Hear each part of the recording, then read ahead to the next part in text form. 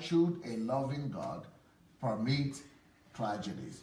If he's a loving God, if he's God and he's a good God and he's a loving God, why should he permit tragedies? I mean, why do all kinds of tragedies happen in life? If God is a loving God, why will he allow tragedies to happen? Well, I'm sure many people are not going to be happy with what we are going to be hearing today, but you know what? I think it's a good idea for you at least to have an idea and to get to listen to these deliberations. So why would a good God permit all these tragedies that are happening? So the thing I'm talking about is that most of the time, the reason why God, we always ask a question like this, that why should a loving God permit tragedies? Now, what that indicates or signifies to me is as if we are putting all the blame on God. So it's like we want to put all the blame on God, as if God is responsible for everything. So all the tragedies that happen in the world is as if, why didn't he prevent them? As if God is the only decision maker here, as if he's the only one that is taking decisions. And that's not fair. Because a lot of the tragedies that are happening in the world don't really have anything to do with God. God doesn't have anything to do with them. He doesn't have any business with them. A lot of the tragedies that happen on the earth are consequences of one decision or the other that were made by one person or the other. So a lot of these tragedies on earth are connected to man rather than connected to God. So why do God allow for tragedies? It's because men allow them. And men are the ones who are in charge of the earth. Men are the ones whom God has given the dominion over the earth. So it's just like saying, I have a house here and I rented my house out to somebody to take care. I mean, maybe just rented it out or give it out to somebody to live there. So if I live in Europe, but I have a house in Africa, and I let some tenants come to live in my house, and let's say they didn't manage the house properly and there is a damage happening in that house because of maybe they didn't put off the water and the water flooded the house and destroyed the floor and the furniture. And then you come into me and say, why did you allow that to happen? Well, I am not in charge. We have a contract. And by the terms of the contract, the tenants who are living in that house are now in charge of that house. So you don't blame God for everything. You don't put the blame on God when you are supposed to be asking yourself. So why should a loving God permit or allow for tragedies to happen? No, God is not a sadist. When you frame a question like that, it's more like saying we are trying to put the blame on God. We are trying to create an impression as if God is a sadist, as if God is not who he is, as if God is not caring. While in the real sense, God is a caring God. God cares so much for us that he actually cares more for us than we care for ourselves. So these tragedies that you are talking about, God is more concerned about them than you are concerned about them. And when you are, as human, is now asking the question about why is God, if God is so good, why would he allow these tragedies to happen? We are trying to make it look as if, well, we are good. I'm a good person. We are human. I'm a good person. I don't want children to be sick. Why should his children be sick? So if you are good enough to care for the children, do you think that your goodness is better than that of God? Do you think that you are actually, better than God? Do you think that you are actually better than God, that you are more loving than God, that you are kinder than God, and you are more caring for those children than God? I don't think so. You are not more loving than God. You are not more caring than God. God is actually much more loving than you. God is much more caring than you. And even the kindest of us all is only wicked compared to the kindness and love of God. So comparing our, okay, for example, if you will care at all or enough about children that are getting sick, Tatiana, can you come? Okay, come. Bring it, yeah. Let's say you are asking that question, Tatiana. You say you are asking the question, why does God allow bad things to happen? So what are some of the bad things that happen in the world that you would have wonder, why does God allow that to happen? Okay, the first thing is why there is war. War. Okay. There is wars. Okay, in the world. In general in the world. Okay. So why do you care about that? Why about wars? Why do you care about that question? I don't care actually, but the question which I ask you a question which people asking, but yeah, I don't have this question. Why is war? Okay, let me ask another question. Why is war bad? Why are they asking that question? Why is war bad? Because people are dying. People are dying. Good. Yes, and it's not a good thing. So the reason why they are asking the question, why does God permit wars, is because people are dying. So it's not a good thing. They don't want people to die. Good. That's good. I understand. That's good. Now, what I'm trying to say is, let's say you are the atheist, yeah, that is asking the question, or a skeptic, or somebody who is concerned about people dying. So you are saying it's a bad thing that people are dying, and you are asking that question. So why, is God? If God is so good and is loving, why would He allow wars? Yes. Okay. But you listen. Who takes the decision about wars? Who takes decisions about wars? Like people. Who takes decision? Does God come to the earth and then say, okay, Ukrainians, I want you to go to war against Germans. Okay. Or Germans, now go and get prepared. Go and get your war weapons ready. I want you to go against Italians and go and fight. Does God come to that? No. But I'm now putting myself on a place. Yes. Because if I will be me, I've not spoken like this. No, you are the atheist. Yeah. Okay. Oh, I can say you something. Yes. If I'm an atheist, yes. For example, you say because there is a lot of atheists who knows Bible. Yes. And they are very smart. No, just ask the question. Yes, and I know that. Yeah. And in the Bible written, yes. There is no sorrow which God didn't allow. There is one allowed. That. Okay. Yes. So allow, is it the same thing as start? Not really. Okay, but so I'm saying, does God come to the earth to tell Germans to attack French? Is it God's decision? No. Of course, allows because He gave everybody the free will. That is allowed. So the evil. For example, now, why is there no war between Germans and English right now? Why is there no war going on? Because there is no reason.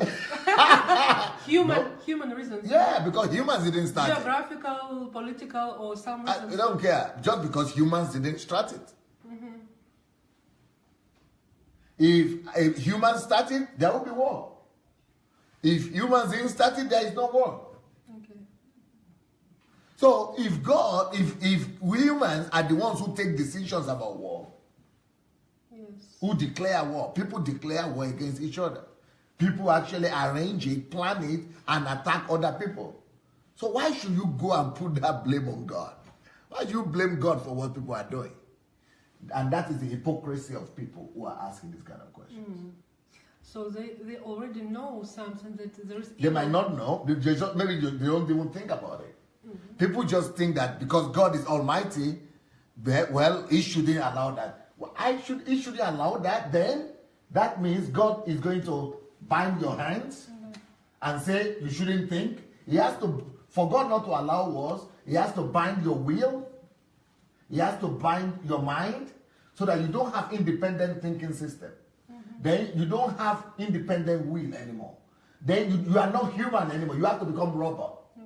Then, first of all, he has to switch you up. When you become rubber, then God can stop.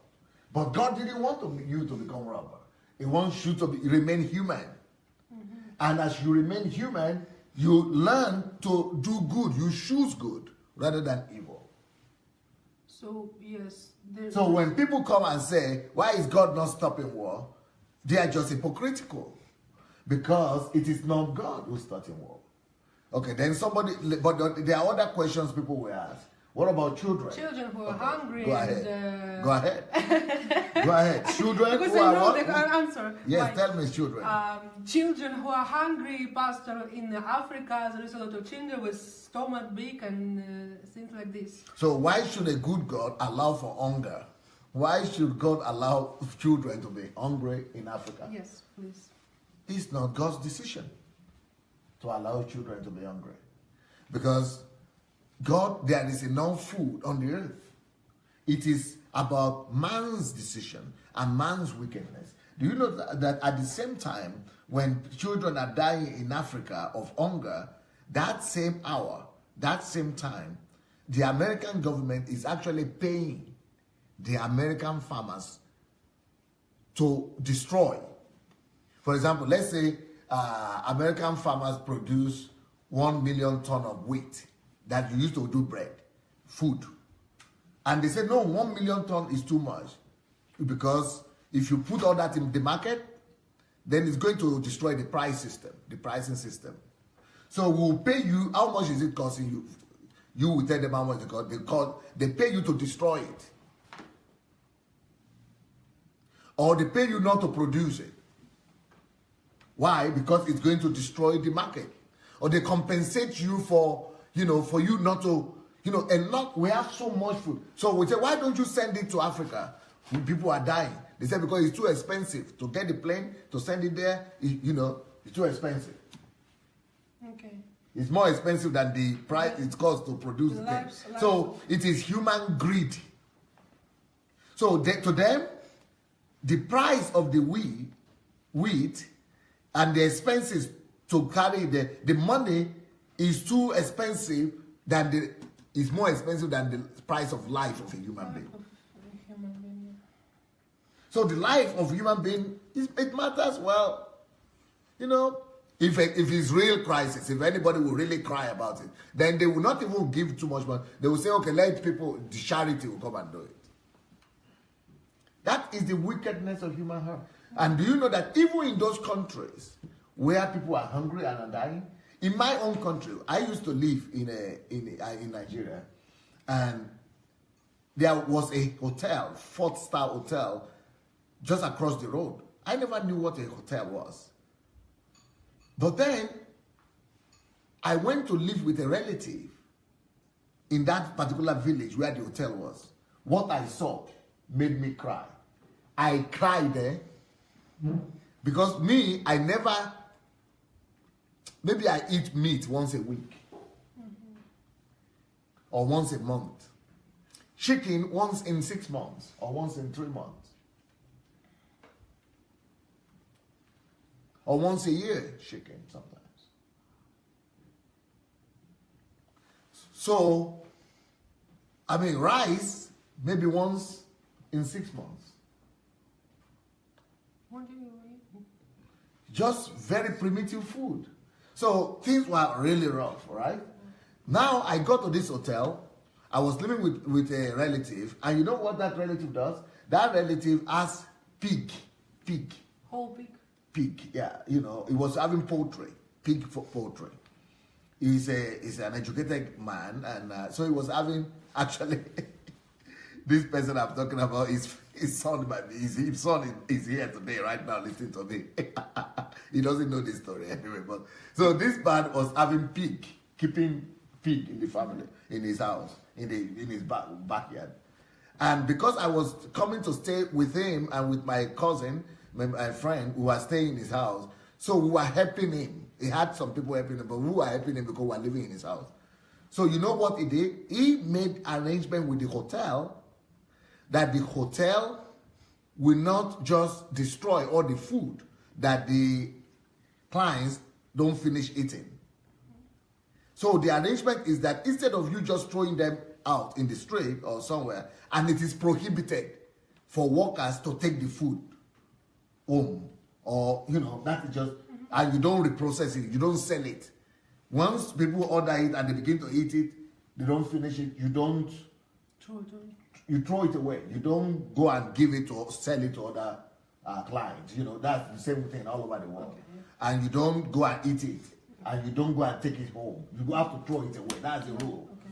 Anything that is not finished on the table has to be thrown away. But by the end of the day, they have so much food thrown away. So instead of being thrown away, I was now responsible with my friend to be going to pick those food. And because it's like regarded as a waste, so we need to pack them in sack bag, and take them to the pigs. And the children in next road are hungry.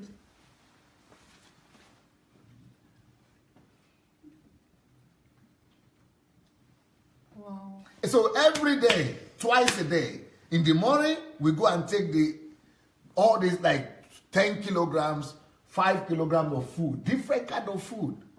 We put them in the dirty sack, and that is what the pig eat. Then in the evening, we go again. But me, I've not eaten meat in 3 months. That's full of all kind of meat, chicken, everything. Only they are half eaten. But because they put them in the sack, I cannot eat them anymore.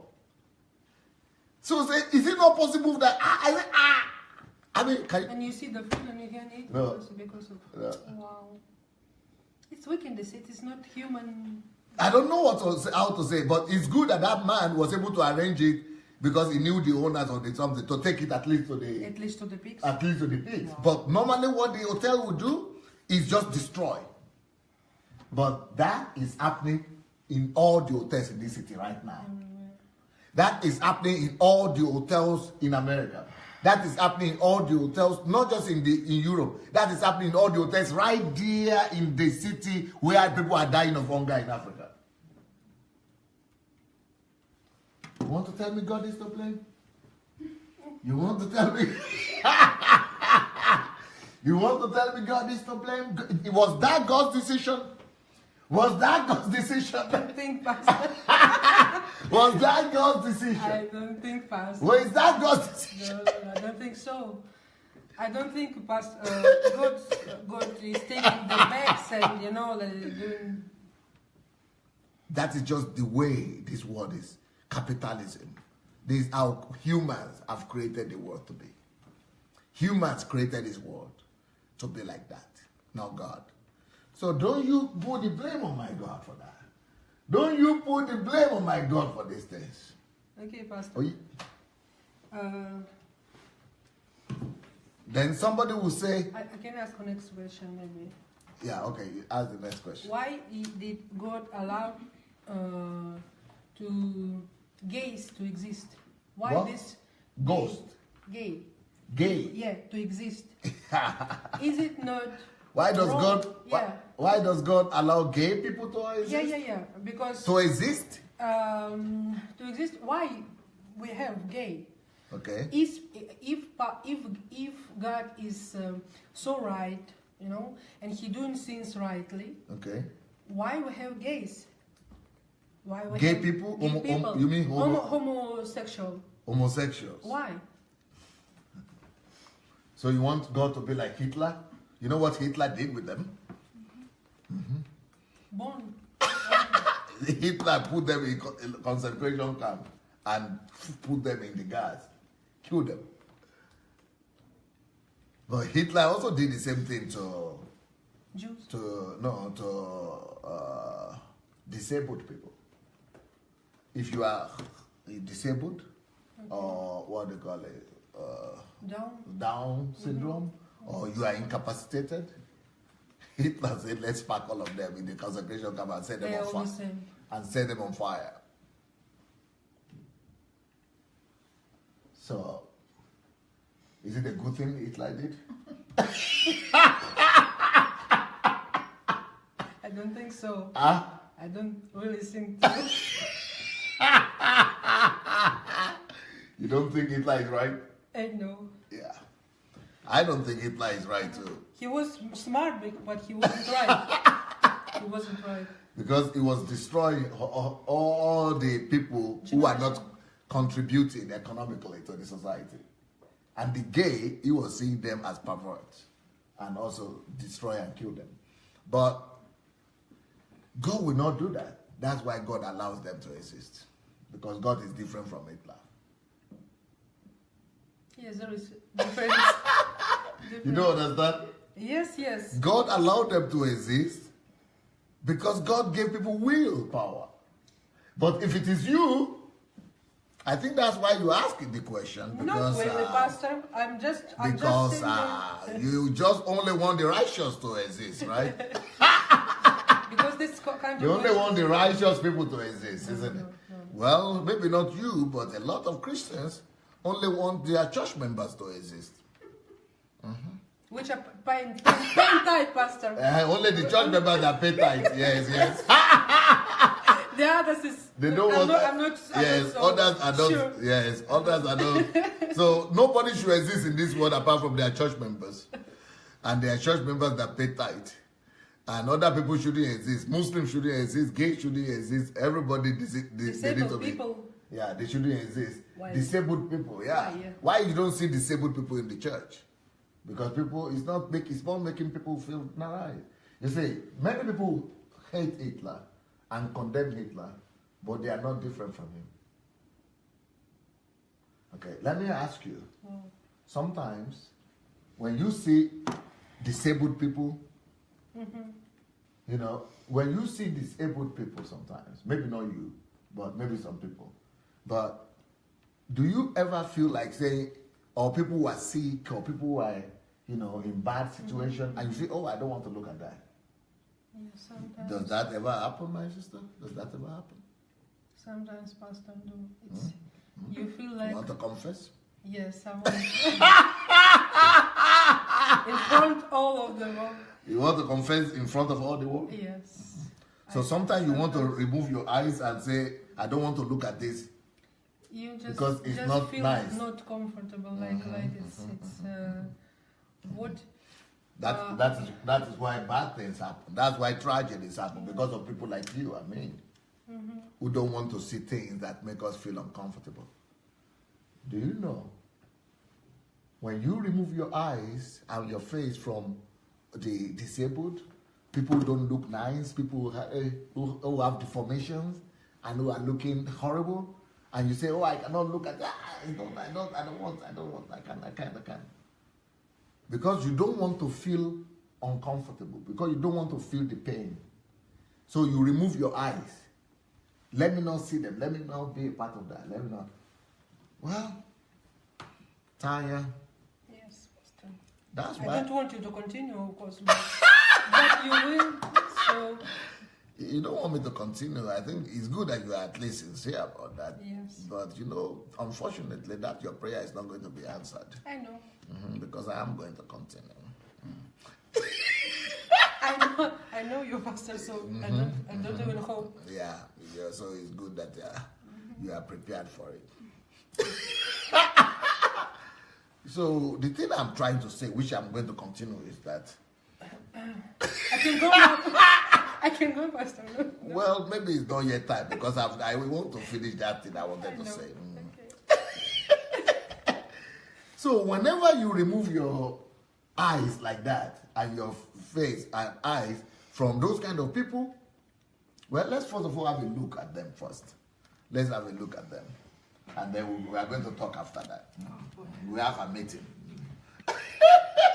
Why me? Why me? Eh? Why me?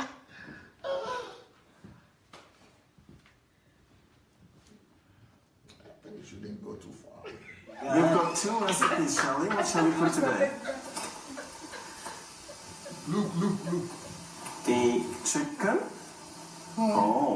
Or potato? Which one would we done today? The chicken one, good. Can you give them money? Thank you. Thank you, Shelley. Beautifully done. Let's go. Hello, Jerry. You are up later? Yes.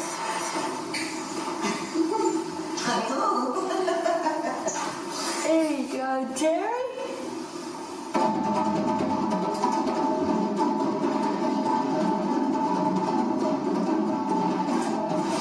Shelley, what are we getting? Chicken.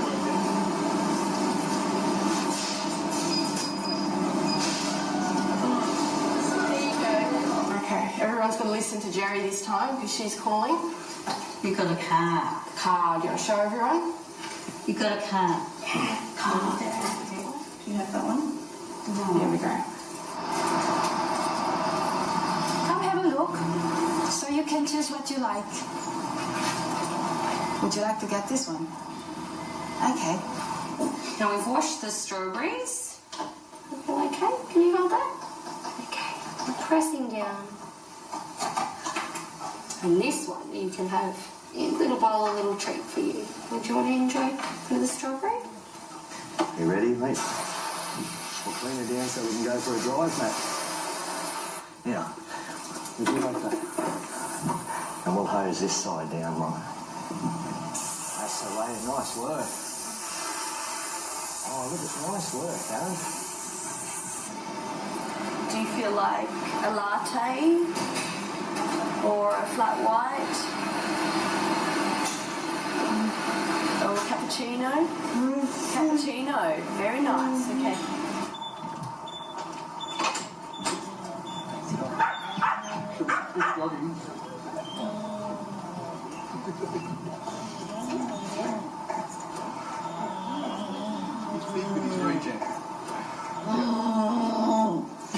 Hello, mate.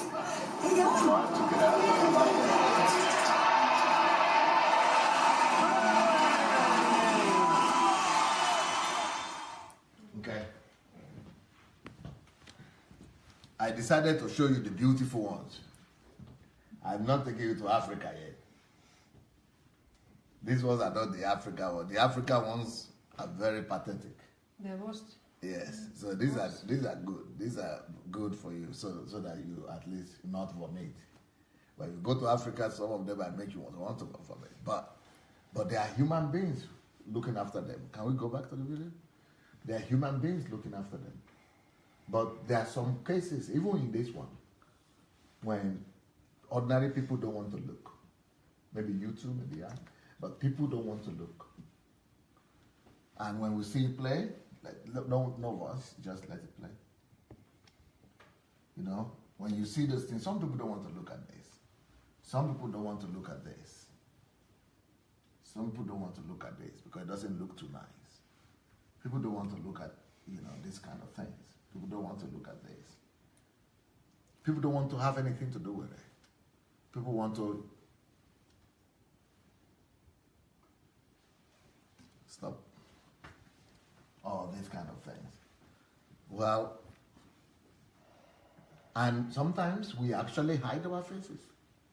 You say you do that sometimes? I did. The point I'm trying to make is that when you do that, You're hiding your face from God. no, not just that. But you are doing the same thing Hitler did. You know what Hitler did? You don't want to see that. Hitler too didn't want to see it. But you, unlike Hitler, you didn't have the power that Hitler had. So power is a dangerous thing. Because the initial instinct and reaction you and Hitler have are the same. Hide them, take them away, hide it, hide my face from it. They don't want to see it. The same thing here. It's just the same thing. But you people had different powers. In your own case, your power is just to remove your face and hide it. That's your power. But what you're actually doing is you are using your power to destroy them. You are removing them. you destroy him. Yeah. So he had more power than just remove his face, because he was the emperor of the chancellor of the whole country. He can just say, sign one paper and get all of them out. And that's what he did. Destroy them, put them in concentration camp, put them in a gas, burn them off. They don't need to be exist. They are making me feel pain, uncomfortable. Why should I feel pain? Why should I feel pain? Because of someone. Yeah. But you know what? That's exactly the reason why sometimes, let's play. That's exactly the reason why God allows those kind of people to be born. So God allows this kind of people to exist and be born. Can you make it bigger? Wide? Yeah. God allows this kind of people to be born, to exist, and God is not killing them. God is not killing them. God allows them to be born. Even though God didn't create them like this. Their body, God didn't create them like this. God created the spirit. And everything God created, all the spirit is perfect. It's always good. But the body, why people become like this, is always connected with the body that conceived them, and the life, and a lot of things that are, I will try to explain some of them, but not all of them. But so God is not responsible for that. God is not responsible for the dumb. God is not responsible for the disability. God is not responsible for all of that. There are other factors that we are going to try to touch on, why those things happen. But God knows that He could have prevented them from being born, die in the stomach, for example, or be aborted, for example, or, or just God doesn't allow them to be born, for example. But God knows that if He does that, He's going to allow these people will not exist. They will not exist on the earth. And if they don't exist on the earth, only healthy people like me and you will exist on the earth, then what will happen is, how will this person who is healthy, just like me and you, how will he become human? These people, their existence, make us human. In the sense that some people say, what do you mean human? I'm already human. Yes, you have body, human body, but you are not yet human in your heart. That's why you remove your face. It's true, Pastor. You are a killer. You are like Hitler. You are not human yet. But the people who are able to begin from the beginning, the people who are able to take care of these people from the beginning. Okay, this person here, he is healing his soul. Is true love restoring to himself the nature of God. Is gaining patience. Is gaining tolerance. Is gaining love. Compassion, empathy. Is changing himself, all the horrible, all the bad qualities and the characteristics that are there in him. As a human being, is changing them for better characteristics of love that makes him to have the image of God. So these people who we say are disabled, they are for our good. It's our chance. It's our opportunity to become human. If we don't have opportunity to be able to see and relate to these kind of people and be able to minister to them, we all will become like Hitler. Do you know there is a time in Europe, even now, some people are demanding that when somebody gets old like that, when you get old and you are sick, or maybe you are not old, but you get sick, they call it something. They say they want to have the power, they want the government to give to sign the paper and law so that they will die. I could make my wife die, or my children die, or my mother die, because she's sick. Yes. You know what they call euthanasia? Huh? Euthanasia, something like that. Euthanasia. So euthanasia. Some people, why are we asking for euthanasia? Because we don't want to see the disability of others. We want to be strong. We don't want to be human. We want to But what we don't realize is that we could become like this at any time. You're driving home, you get an accident, and become like this. Will you like to be abandoned and be killed? You see. So, even though God didn't create these people this way, so what would be the reason why people are born with disability and infirmity in the flesh? There are different reasons. One of the reasons, let's say you are a young lady and you are dreaming of having children, let's say, and you love children so much, but all your thought about having children is you are idolizing that whole concept of children and children themselves. So let's say you are thinking, oh, my child will be beautiful, or my child will be, oh, I'm going to live for her, I'm going to live my whole life for her, I'm going to, she's going to be like me, or she's going to be this, like this, I'm going to do this, I'm going to do this. That's okay to some extent. But if that gets to the place of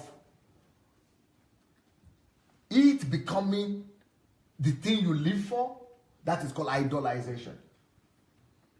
Idolizing. So when you begin to idealize your desire, and it's not about just children, any desire you idolize, you kill it. Desire? Yeah, desire, jelane. Okay, understood. Yes. So let's say, tell me any desire you want, for example. You want to have $1 million? Be rich. I want to say yes. What? Be rich. Be rich. Yes. Okay, you want to be rich. So let's say you have the desire to be rich and wealthy. And that desire has consumed you. It's good to be consumed. That could be obsession. You are obsessed, you are consumed, you are passionate to be rich. But when you begin to live in that world, and for the sake of wealth,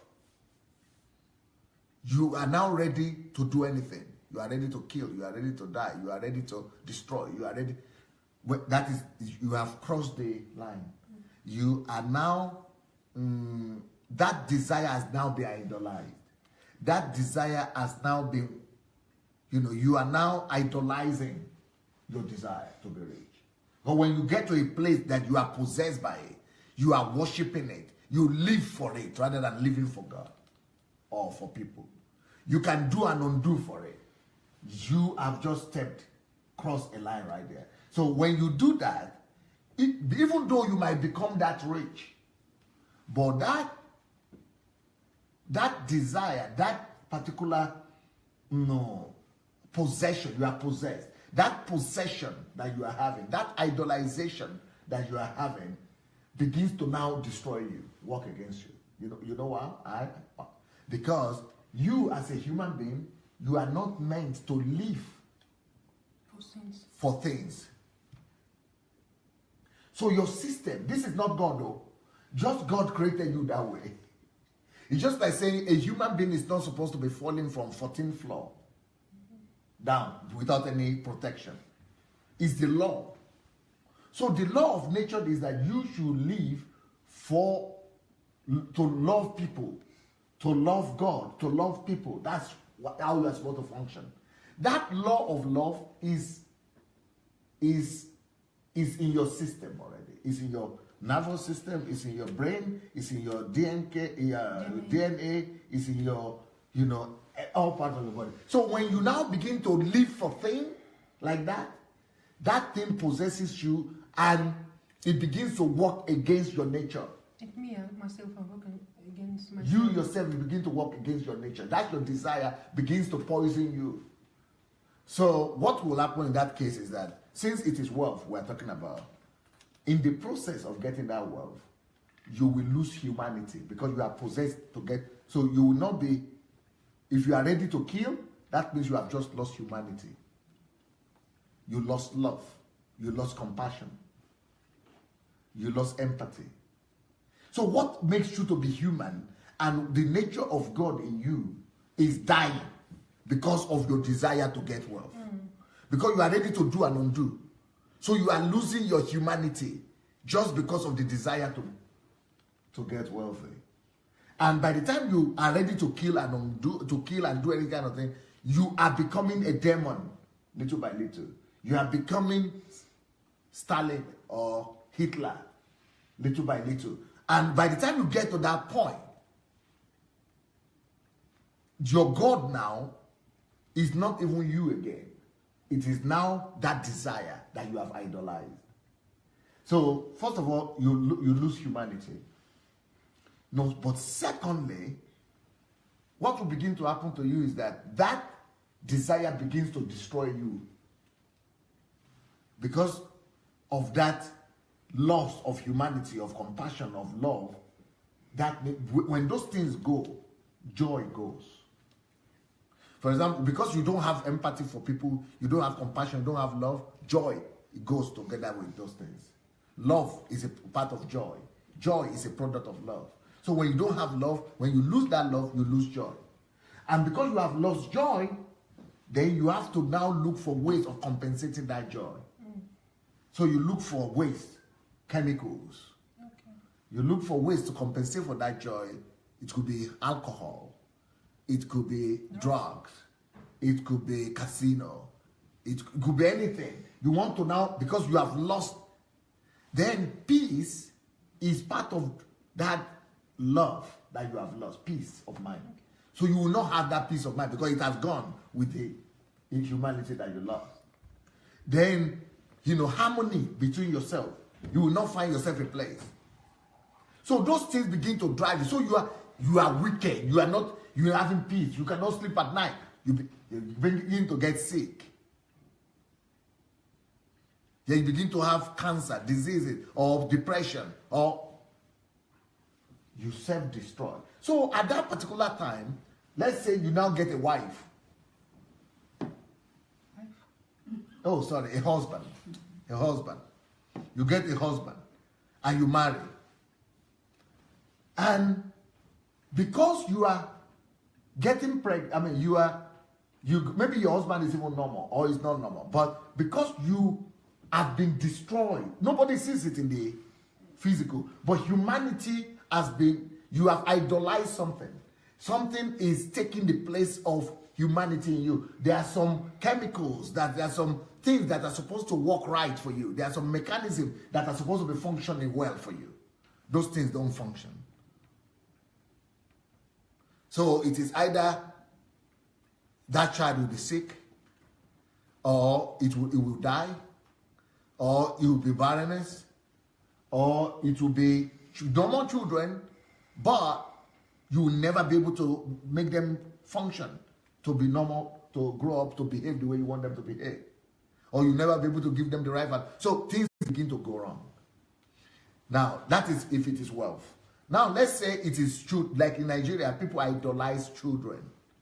Even the desire, even when people, if you are barren or you are not able to have children in Nigeria, even if you are not barren, but you don't have children, you are already idolizing the children before they come. That is why there is a high level of barrenness in Africa more than anywhere else. Yes. In Africa, where they want children more than anything else, because the children in Africa is like compulsory. So because of that, they automatically, on the level of subconscious, they begin to idolize that desire. Even when they are still young, before they marry, they are already desiring to have, they already live for the children they are going to have. So that desire and love, it starts with love for children or something. But instead of them to say, I love children, but, let your will be done. So if you can say, let your will be done, then God, you are still in control. God is still in charge. But when you cannot say, God, let your will be done, it means you are not ready to accept no as an answer. Anything you cannot accept no for an answer for, or you cannot reconcile with, it means it has become an idol. So, but even though you are using God to get it, even though you are saying, God, you have to do it, but you are already living for that thing. And once you are living for that thing, you have idolized it. So that is why the highest level of barrenness is in Africa. It's natural, because once you begin to idolize like that, you are working against the law of love. And what is the law of love? What is bad about having children? It's not bad to have children. But when that desire has been heightened like that, you lose humanity again. It means that you are focusing on the benefit of yourself. Benefit of having my child. So your own focus is about that. So it's egocentrism, it's called. And egocentrism is the direct opposite of love. So your desire is not to take care of children in general. It has to be your child. That is against the nature of love. That is not love. That is wickedness. It's love for self. It's love for self. That is self-worship. So because of that self-worship, so you are killing your own self. You are killing your ability to be able to give life. Because you are killing your love in yourself. Love is part of life. Life is part of love. So that's why women become barren. Then they begin to pray to God. They begin to pray. Sometimes maybe they get to a place where they start and say, okay, they can let your will be done. Then God can maybe do something and give them the child or something. But I don't know if you are getting what I'm trying to say. Yes, and this happened with... Sometimes the child will be born, but the child will be sick. Sometimes the child will become like this. Or sometimes the child will become, why? Because God wants to humble you as a parent and teach you love again. It's your chance to restore and to regain back humanity. To be able to love something that is unlovable. Before, you didn't want to love other people's children that are normal. Now you are going to be forced to love your own child that is not normal. But to you now, that child that is not normal will now become the best child. Because you will love it. If by the time you are true, God is true with you, you will love that child. You will say that child is even better than other people's child that are not normal, or other children that are not normal. Because you have regained humanity thanks to that infirmity or that problem. Well, Pastor, this is... It's too complex, right? No, I understood, but it's to come So to say, why does God allow tragedy? Hey, it's mostly connected to us, not God. It's either Satan. 90% of tragedies that we talk about, it is either Satan who caused it or man themselves who caused it. Our desires. In this tragedy, You seem to be just looking at me like this. What do you want in to these say? tragedies, these children, they are for us. They are help for us. Yeah, it's our chance So we need to restore life, to restore humanity, to restore love, to become human again. So you see, It's your blessing. we need to thank God for... Yeah. for Now you are talking. Jesus. You need to thank God for them. So when we see people like that in the street, we need to thank God for them and use the opportunity to go and be a blessing and reach out to them and show love. Use that opportunity to learn to be human again. But you cannot just, somebody will say, oh, can't we just be human again without seeing all these people like that?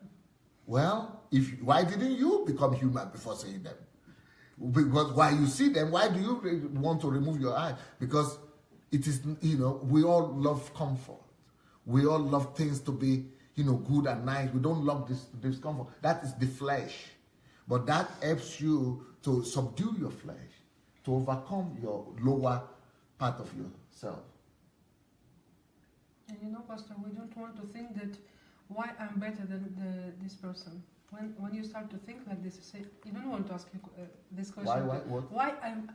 Why I'm better than the person we see? Yes, we are not better than the person, you say. But we always think that this is me. Because this is me, Tanya. I didn't create it like this. But, it's dangerous. That is pride. Dangerous. That is self-love. That is pride. Yes. So, we want to think that... And these things help us to deal with those kind of things. We want to think that, because God is He is powerful and He decided to make me, beautiful and things like this. Mm-hmm. But... What? So God is not powerful in the case of the children? It's not God. God is okay. God is neutral. In these things, God is neutral. Because spirit He created. Yeah, He gave the spirit. The spirit was perfect. The spirit is not deformed. Okay. God did his own job well. That deformation started when it connected with somebody's body. And because of someone's possession with children, it's actually, as you explained right now, it's because of someone's possession. Somebody's desire, too much desire. Yes, His system, his body system is being disrupted. Disrupted and possessed by wishes. Yeah, by wishes. Desire Yes. of this Yes. children. So that desire is now crippling and making destroying the very same thing that person wants. Yes, but even the answer for the question why disabled people, children, we have them.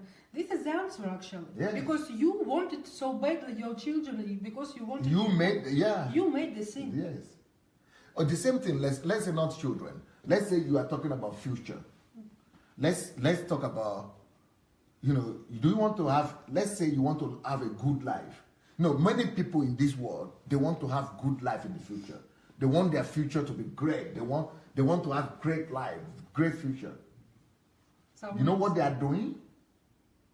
Let's say you are 30 years old now, and you are dreaming of the future. But when it gets to a point of you idolizing that future, you stop to live. Yes. You die. You die. That's why people die early.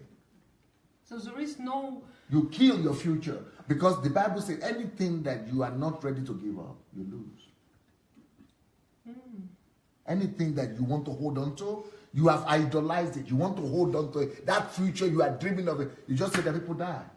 It's like I will live in 10 years later. So now I don't live. Yes. When we think you are using that idolization to kill your present. Yes, exactly. You are killing your future by that desire idolization.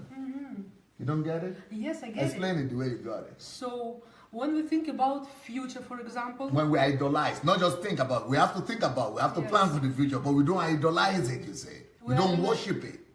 We worship God. We don't idolize people. We don't idolize anything. We idolize God. We worship God. But when we begin to worship the future, that desire, then we begin to worship it, idolize it. That's what I'm talking about. Yes. Because when we start to idolize something, what is idolization? This is possession. Yes. Yeah. When we are possessed. We are possessed by it. So I will. It's like I'm saying to myself, I will live at time and 10 years period. Time at 10 years time. So now I don't live now. I will live later. So when I say to myself this, my mind system hears this and say, okay, you don't live now. So this is why you kill yourself. That your idolization is killing you. Yes. So either you'll be sick, or you might not be sick. You might have an accident. You might, die. You are killing your future because you don't want to. You hold on to it. You are killing your present. Sorry, because you hold on to the future so much. You are idolizing the future. You are killing the present. Wow. So this is. For example, let me give you another example. Do you know women like to be slim and there is one Angelica, something I don't want to mention today. Do you know they just removed her breast? I think they removed the two. Yeah. You know why? Because that is what this is Hollywood artist, actress, Hollywood actress. Why? Because that woman is, everybody wants to be like her. Slim, breast, form of breast with something, and then, with big lip and all that. So she has become an idol. Julie. Yeah. And not just she, but that's what she built her whole career about. Why? It has gotten to and not just her, many people. When people get to the place or to a point of idolizing, people idolize their body. So it's good to have good body. It's good to take care of yourself. But when you begin to idolize the body, you lose it.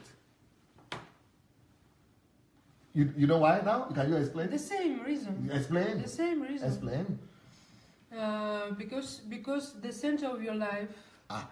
The center of your life. Yes. This is your physical body, but you was created to worship your creator, the person who gave you that physical body. Yes. Yeah. So now you're worshiping the creation, which is your body. Yeah. physical body. So you're working against yourself. Against yourself. Against yourself, and your structure, your DNA, Your DNA. starting to work Flow wrong, against, yes, it's like against. flowing against the current, So it's like all your system is screaming, no, yeah. I'm not for this. I'm not. And then you created. begin to feel pain. Then you begin to have growth. Then you begin to have sickness, yeah. So your own body reacts. Reacts. That please stop. Don't Stop do this. worship me. Stop worshiping I'm not me. created to be worshipped, worshipable. yeah. Okay. You remember the same thing barrenness does. Says. Yes. I'm not supposed to be worshipped. For example, when that man said about the pastor that my pastor is worshipable. Worshipable. This was Everything started falling apart. The wife left him. The family collapsed. The marriage collapsed. Even though he's still successful, but the guy is in depression. Because Everything falling apart. They just try to put it together, but when people begin to worship you, they destroy you. they just destroy themselves and you. And you, yes. So in the both Especially you who is being worshipped. And themselves, yeah. Yes. Because you are the object Of worship. Worshiping. And it shouldn't be. God should be the only object of worship. Oh boy. So you still want to know why God allows? Why should a loving God? You're making it like it's my question, but It's not your question anymore. It's no more your question. not anymore, Pastor. I can ask some question, but it's Why should a loving God permit or allow tragedies? Don't put the blame on God, my dear. I will not. Not just you. I'm talking of people. We still now. I'm not saying this is just the only reason or something like that, but I'm just giving you some, the way we are created to be. For example, let me show you the scripture for this. Some people will say, "Oh, what's the scripture for this?" I have many scriptures for this. I have many scriptures for this. Let's go, for example. Okay, let's say James 4. You know what it says here? It says, "Where do wars?" That is what was it. But wars in your system will come. Let's say you are worshiping your body. Okay. Their body begins to fight against. When you are worshiping your body, idolizing your body, the system, the blood system begin to war against your body. The mind, the nervous system begin to war. Everything in you begin to war against it. Let's say you are idolizing a child. Your system begin to war against that child, against the destiny of that child. And it begin to war against your reproductive system. And the child starts to be against you. That is why even when you have children who are grown up, who are okay, by the time you begin to worship them too much, oh, my child is so brilliant, he's so beautiful, he's so something. When that child is 16 years old or 17 years old, they don't want to listen to you again. Why? Because by worshiping him, you turn him against you. Wow. When you begin to worship your husband, if you are having a husband, and say, oh, he's the best, he's this, he will go and get a friend. Mm-hmm. This is what happened, You lose him. This is just what happens because you idolize something, you make it, you destroy yourself. So where do wars and fight, the same thing with war, physical war with countries. Things begin to go against it. Where do war and fight come from? This is not just some fight like between me and you, but fight in your system too. Fight in your blood system, fight in your DNA. Okay. Yeah. So everything which works against itself is war, it's fight. Yeah. Yeah. We need to look deeper in this now. In the Bible. In the Bible and everything. So it's war. So where do wars and fights come from among you? Do they not come from your desires? We just say. Now you got it. Oh boy. Now you got it. See, it's desires. When you worship your desires, when your desires become an idol for you. For example, in Africa, people want to worship their godfathers, or they call them spiritual pastors. They worship their pastors. Like, for example, in Africa now, the way I and you are demonstrating and playing and illustrating this, you don't do that with a pastor in Africa. You know why? because he's almost idolized. And when you idolize him like that, you destroy him. So, you know what begins to happen to those pastors? They begin to miss it. They begin to miss the road. This is what happened actually, and They this is begin why to do, they're like they they are. begin to become idol worship. And the pastors begin to, they don't see anymore. They kill the pastor's spirituality. So the pastor now is this, because they are worshiping him, he misses the road. Wow, So he begins to do things that are totally against, because the thing they are doing is making him to sway away from God. They are killing him spiritually. He's dead. Okay. That's why he cannot see the things that are wrong that he's doing. So this is not only this big man's fault, it's fault of people Of the too. people, yeah. Because they are worshiping them. Yes. They say they are And they themselves destroy themselves. So by worshiping a pastor, you destroy yourself and you destroy the pastor first. Because he misses it. He is with the idol now. He's caught from God. He cuts himself from God. And so he becomes the idol. But the people also destroy their destiny because they think he is the man of God. So they also call themselves away from God.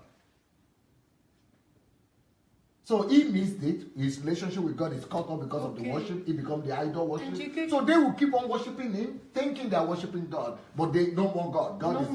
And they are now seeing just him. So they are going to hell. They are limited. They are worshiping man. No more God. They are destroyed. They destroy the man and themselves. Wow. And they can come. They can, because he is now the one they are seeing. He becomes the ceiling. Wow, many things you see, Pastor. What's written there? How did they write it? Huh? How did they write it?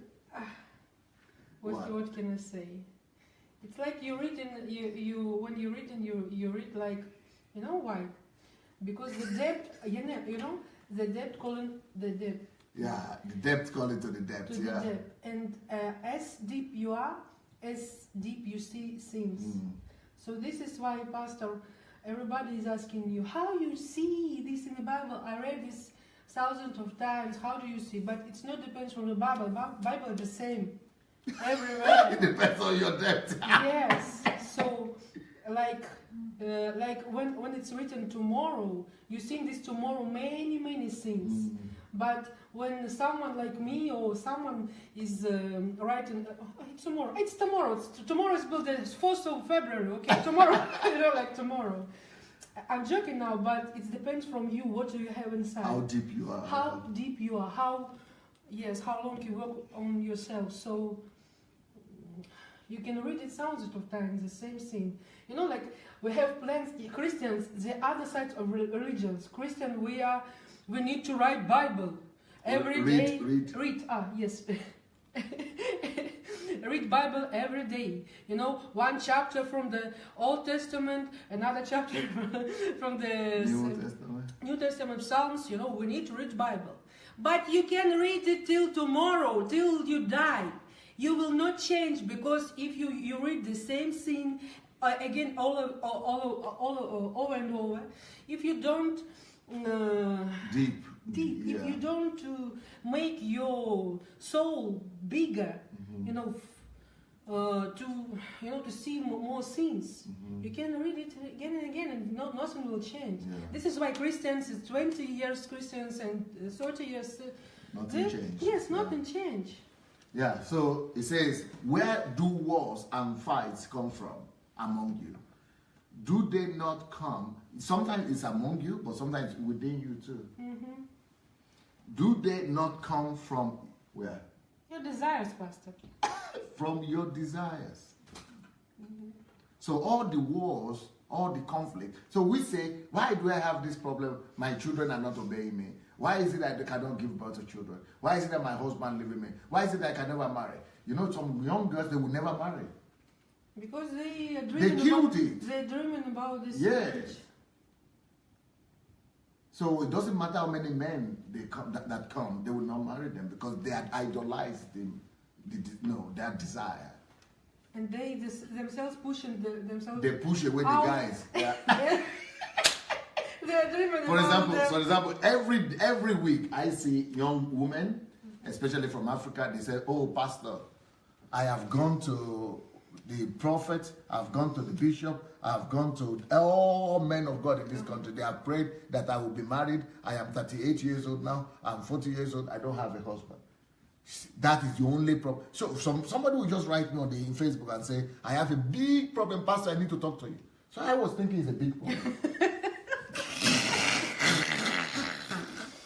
So it's the only big problem to get husband. Yeah. Nonsense. You thought about nations. I thought it's a big problem. I thought it's a problem. That's not even a problem.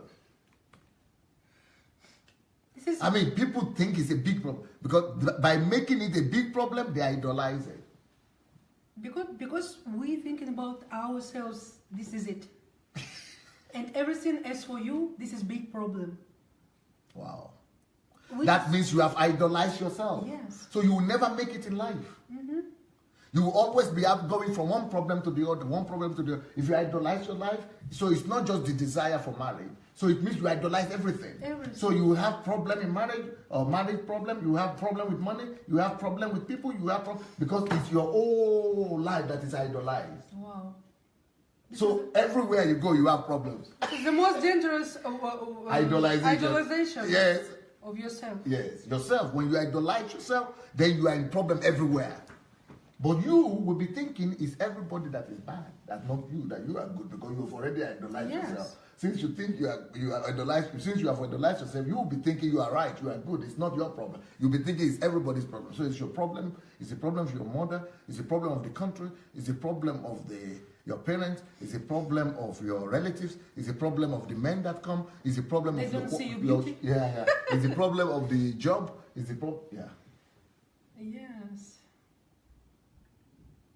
And you will think that, okay, I'm good now, I'm beautiful, I'm young, I'm this, I'm that. But because of that strong desire, that idolization, you yourself push. Because anything you want to just have, keep, you lose. Mm-hmm.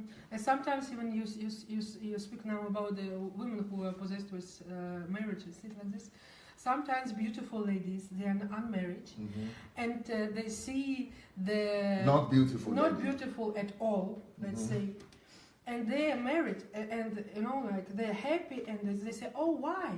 Okay, it doesn't fear. But it's not fair, yeah. But do you remember there was a day we showed a video? Can you show the video of the lady who was without arms? Yes. No arms, and she's getting married. Because she didn't idolize that money. She has lost hope. Because she thought she would never manage. She don't think about it because it's not no chance. Yes. So she doesn't think about it because she's thinking, I don't have any chance. This is why she received it. That's why she received it. Yeah. Whatever you let go, you keep. Cool conversation, Pastor. Great conversation. Yeah. And even the one that was paralyzed from neck to the feet, she got a husband. Yes, she didn't even hope. Because she didn't even hope, talk less of desire. How? That's why she got it. Because she's ready to let go, to lose, then that's what she got. But the beautiful ones who are having the legs and the breast and everything and going everywhere, and they're just thinking about that, they don't get it. Because they lose it by themselves. They're making lips. Everything more and breasts and nothing happened. Yeah, because they are using their desire to push it away. Jesus. They don't know because they don't know how life is created. How life is function. Yeah, it's supposed to function. So when you love life too much, also, you know, there are some people who love life. They just love life. They are the ones who get sick of cancer and die and things. Because you are not supposed to love your life unto death. You are supposed to give your life to others. You are supposed to love God and love people. Because these last days, people speak about love your life. Yeah, that is deception. Those are motivational speakers. Yeah. Love your day, this day. No. They are putting you into trouble. Yes. They are putting you into trouble. Say, They're putting you into self-worship. I live my life. Okay, see this girl. See, she doesn't have arms or anything, but the boy came. No, you don't need to, sound. Yeah, you see, she didn't even hope to even ever marry, but she got a good-looking husband. Yes, he is okay. Yeah, it's okay. Yeah, you see? Yes. But the beautiful ones that are behind, they don't have anybody. They are just okay. Watching camera. Even she couldn't even hug him Wow. or embrace him or anything. Okay. Yeah, but because that's not that. You see, the mother has to come out and they hug him for her. So that's what I'm talking about. Let's go back to the note. Okay. No. I don't know. I didn't get. You want to run away from me? No. You want to vamoose? No. Not at all. Okay, well, we'll see. Let's see. So, James, you remember James. James. You better remember James. You better remember James. Oh boy. James chapter 4. Chapter 4. Yes. James chapter 4, 1 to 5. It says, where do wars and fights, so all those things that are conflicting in your organism, where are they coming from? From your desires. Desires for what? For pleasure. Oh. All these things we're talking about is about pleasure. The person who wants to have a child is for our own pleasure. Whenever you idolize your desire, you get the opposite. You destroy it. Whenever you idolize pleasure, those things happen. These things are not supposed to be idolized. Pleasure and desire. Once you begin to idolize pleasure and desires, all things go wrong. The same thing with your business. Look at people who are wealthy in the world. Bill Gates, he doesn't idolize money. He gives it out. Warren Buffett doesn't idolize money. Gives it out. Dangote doesn't idolize money. Give it out. But the ones who are idolizing it, They don't have it they don't have it. at all. Yeah. You know, the worshippers. Yes, the money worshippers, they are poor Yes. because they So the ones who worship it, even if they have it, then it destroys them. Then they lose their family or they lose their... That's why Hollywood is the most unhappy place in the world. Yes, a lot of. Yeah, because they get it, they begin to idolize desires. And once you begin to idolize the desire and the pleasure, then wars begin.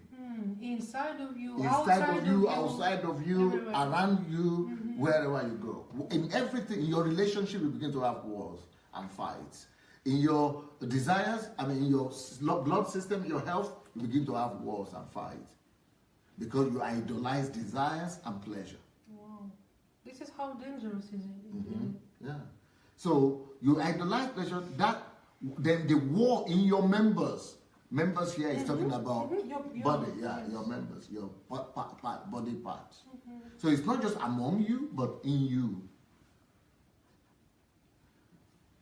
You lost, you see, and do not have. When you idolize desire and pleasure, you want it, lost means you want it, but that's when you don't have it. You chase after it, it will become like a mirage because you have idolized that desire. So you lost after it, you chase after it, but you will not have it because you killed it. It's just like somebody who is idolizing the future. He used that future, the desire of that future to kill today. So he dies. He doesn't get to that future. Never. Never. Or happiness. Sometimes. Happiness. Or sometimes you idolize happiness. Happiness, yeah. Or sometimes you idolize marriage. Then that marriage collapses. Or you never get married.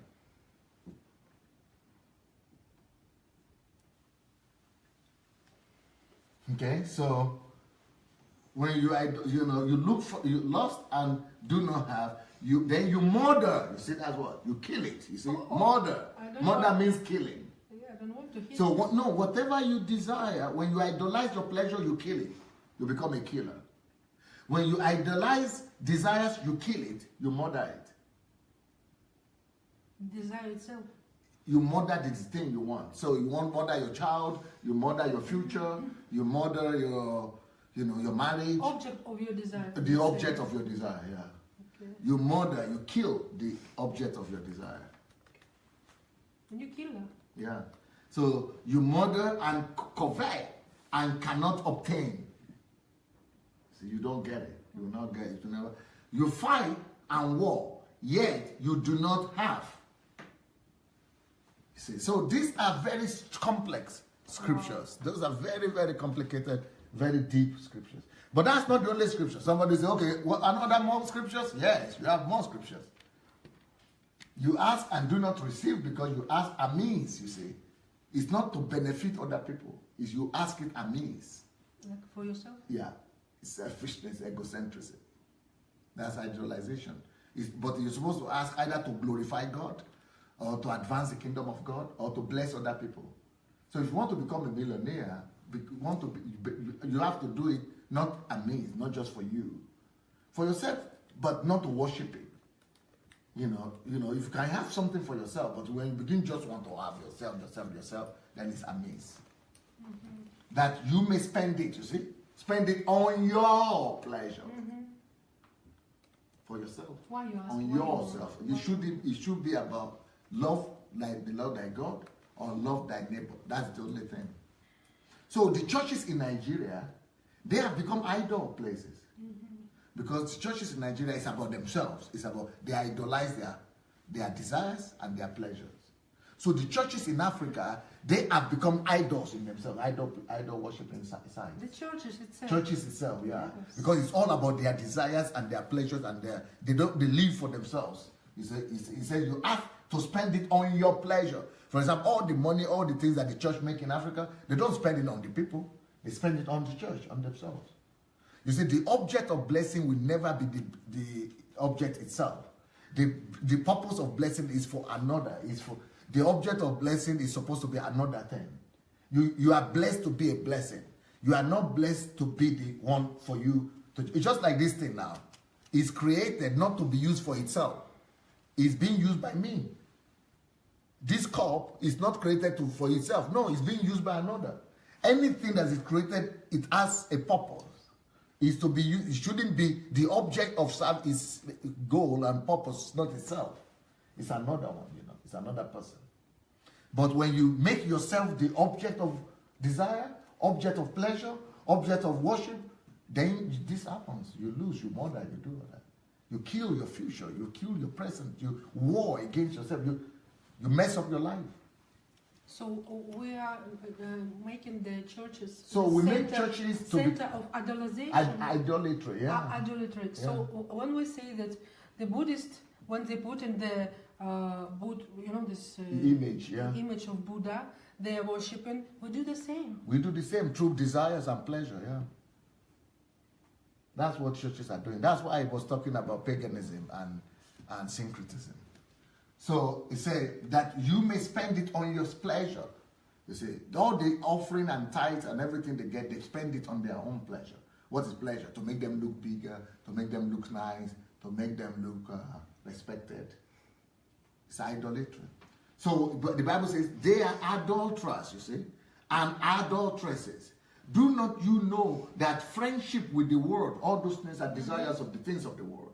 Not to love God or people, but they are what, is the enmity with God. Everything begins to fight against you.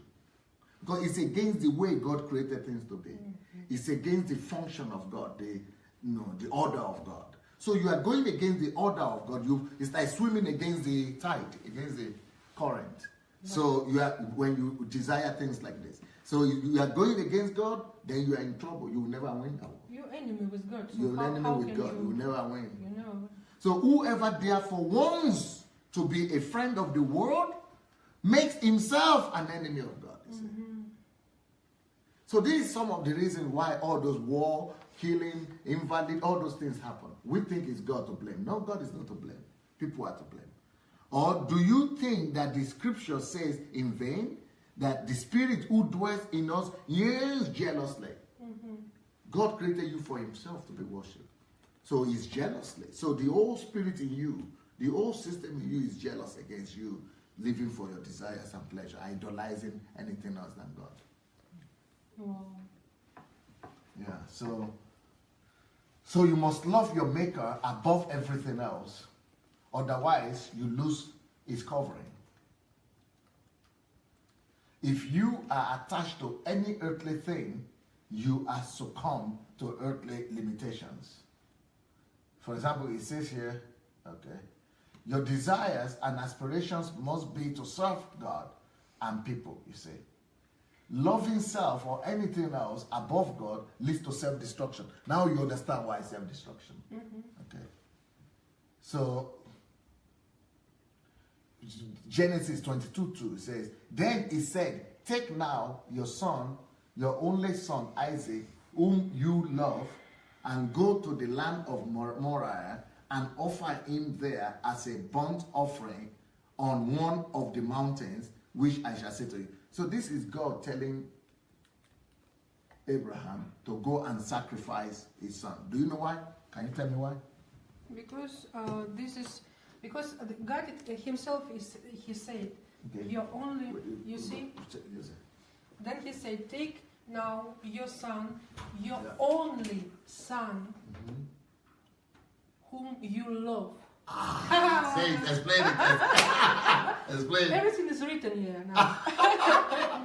So, when it's written, then God, it means God said, take now your son. When God say it's your son, he meant that it's not my son anymore. You have monopolized it. You monopolize the right for this child. Yeah. And by the this, desire has possessed you. Even by this, God, maybe he's starting to show you that, okay, now you better think what I think right now. Maybe I will change my mind, maybe, and take your son. If maybe in this second moment, the Abraham, maybe I'm always wondering something. Maybe he will say, okay, my son. Oh God. Sorry, it's not my son anymore. So sorry, you gave me. It's your son. You gave me this son. Sorry, I yes. And anyway, continue. Maybe yes. And now take your son. Okay, your only son, one son, whom you love. Whom you love. Okay, so he has become the object of the love. Yes. His desire has become, his son has become the object of his love. Yes. And the object of his love, his life, is supposed to be God. And exactly. And by these words, God even came deeper. And he said, okay, this son is the someone whom you love, but isn't me whom supposed you to love? Maybe it's supposed to be me, you know, like I saw one. But Abraham didn't get it. Yeah. And this is why God continues to say, okay, let's put this child to the slaughter and do the sacrifice him. If you don't understand, only by words. This is how God is acting in our lives. He's trying to say something little by little. If we don't understand something, He gives us more. Maybe you understand by this pain. Maybe by this explanation. If it's not, pain comes to our life. Yeah. You got it. You got it, yes. So that's another example right there. So God wanted to be the object of love in the life of Isaac. So what happened was that he said, whom you love, and go to the land and offer him. But what happened? Once he was ready to offer him, what happened in his heart? He has released it. He had let it go. Once he let it go, gave him to God in his heart, he didn't need to kill him anymore physically. It was a hard issue. It's a hard question. So God, that's a teaching for us never to attach our heart to anything, but only to God. That's why I said we shouldn't have our treasure on earth, but only in heaven, in Him. You want to say something? So we need to put on altar everything. Everything. Everything we love. Now you are talking. She got it down. Everything needs to be on the altar. Inside of you, first of all. In your heart. Just put all the desires, anything you are idolizing, anything you really want strongly, put it on the altar. If you already put it in your heart, it's better for you to not even start to, but if you already start to idolize everything, so... you put it on the altar. Then you get deliverance. Wow. and then you keep it. Anything you are ready to lose that way, then you keep. So we got that one. Then let me give you other. So this wrong attachment, that's what is called attachment to things. You attach yourself. You are supposed to be attached to God, but you attach yourself to things. So this wrong attachment lead to anger because it's war. Inside of you. Leads to anger, hatred, envy, regret, and aggression. You don't understand why, but all kind of war inside you, within your members. Within, and you expressing it Outside, You're always people who are screaming, Yeah, shouting, yeah, because of anger war because inside. of War inside. Okay. So Hebrews 5 also said, okay, that's different. When God sees these evils eating up man, all these are wrong priorities. When it's eating us up, He allows other evils to come. He allows other evil to come so as to save you. That would either stop or force man to have everything. Okay. So that's why we have all those disabled children. For you to change your perspective, your focus. Yeah. From yourself. So, for example, like I said, from yourself to focus to others, others. or to God. Yeah. Okay. So war is like that too. Because war, why is it that we don't have war now after Second World War? Because of the tragedy that happened. Because of all the killings, the tragedy. It stopped man from doing it again. It's shifting your focus to limit your desire and your pleasure and your. You get it? Yes. So disability, people who don't have this, it helps you to change. Yeah, everything or death or all that, they are supposed to help you to change your perspective. So you lose the object of your idolizing, or sickness, a child, or sickness, all those things. Yeah, they are supposed to help you to realign your desire and your focus to the right place. Yeah. So hence sicknesses, you see. That's why we have sicknesses, tragedies, even death come our way. You see, that's what Jesus was talking about here. Do not think that I came to bring peace on earth. Because you think, what do we call peace? Let everything be the way it is. That is peace. Because you are doing the wrong thing. You are having all those desires, all those things, but you want everything to be okay. By itself. It's not going to happen. So he's saying, for example, you have attachment to your desires. Let's say I am your desire, whatever desire I'm attached. God, and you want it to be like that, oh cool. But God said, no, I didn't bring peace. I did not come to bring peace, but a sword. Okay. I need to detach you from that wrong desire so that you don't destroy yourself, because that desire is going to kill you. It's going to destroy you. So I need to bring sword to cut you, separate you from me, so that you will be attached to the right thing, and then God now will heal you and then restore you. Now you are not attached to the thing, but you have the thing, but your heart is no more attached to it, but you are attached to God. That's why he was talking about father, mother, things like that. That's why conflicts happen within father and children, or parents and children. That conflict is a sword. God allowed it so that through that conflict, they will save them. You understand? Yes, it is protection. It's protection. Now that's smart. So that conflict that happens, they call it father and sons or whatever. The conflict is a protection, both for the sons and. So we understand. We sometimes say, "Why is my son rebellious? I gave him everything. Why is my daughter rebellious? I gave her everything." You gave him everything. That is why, because you gave him everything. You idolize him. So by him running away, he's protecting himself. He's feeling everything is against him. Everything is warring against him and against you, and he's protecting you too. So that conflict and the disagreement is a blessing. But churches don't teach like this. Churches say, come to pray in church, everything will be okay. God will bless you. Okay. Yeah, you don't. So they want peace. They don't know that it's not, your nature is against it. Your whole system, the whole atmosphere, every DNA, everything is programmed to work smoothly. Not to be worshiping things, but to be worshiping Creator and love people. That's why people who are successful in the world, people who are producing technology, they are not producing it for the technology's sake, for people. They have the right priority. They love people. Even they might not even know God. They might be atheists. But the reason why they are making it, because everything they are producing, they want to, is for people, for others. So, I do not come to bring peace, but a sword. For I have come to set a man against his father. Now, why? Tell them why. Why God will set a man against his father. Explain to them. This is what we say, that it's because he wants to protect us, first of all, us like someone who wants to idolize something or someone, and the person whom we want to idolize. You already idolize. Yes, if you already idolize, he come and bring sword, and he separates you from him.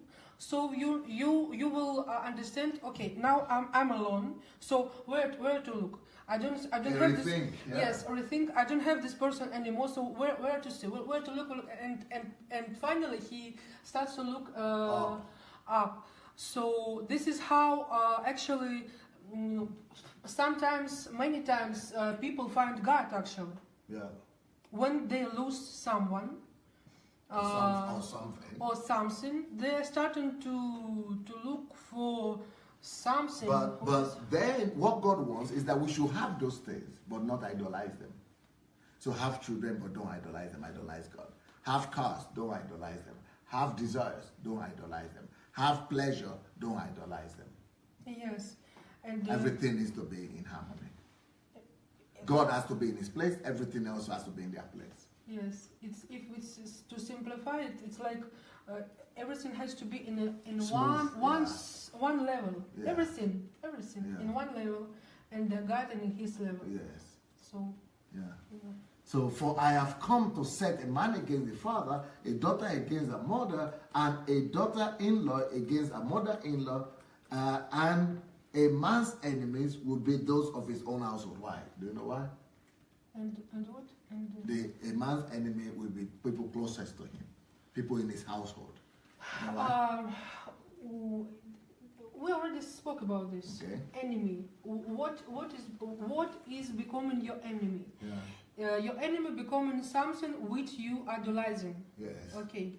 So it can be part of your body, even. Yes. And it can be the person whom you love.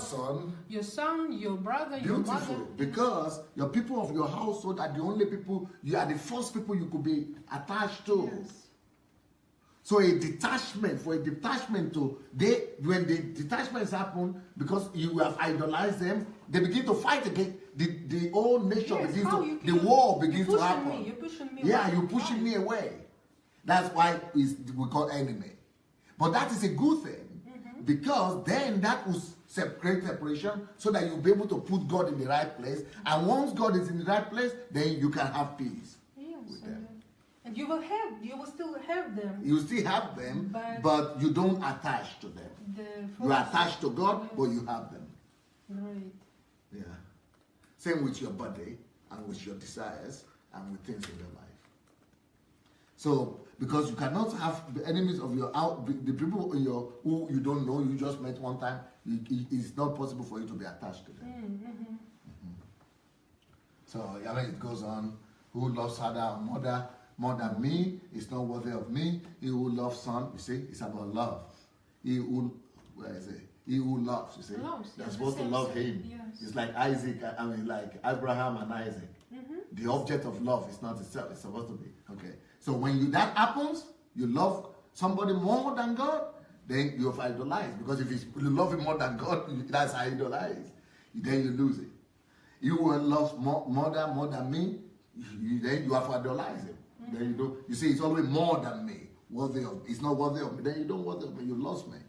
And he who loves sons or daughter more than me, you see, that is idolization. So the whole thing is about that idolization, worshipping, and all that. He's not worthy of me. And that's why, the sword is a blessing to stop that, so that you'll be. So, and he who does not take his cross and follow, you see, that priority has to be him. And follow me, after me, is not worthy of me. He who finds his life, life is your center.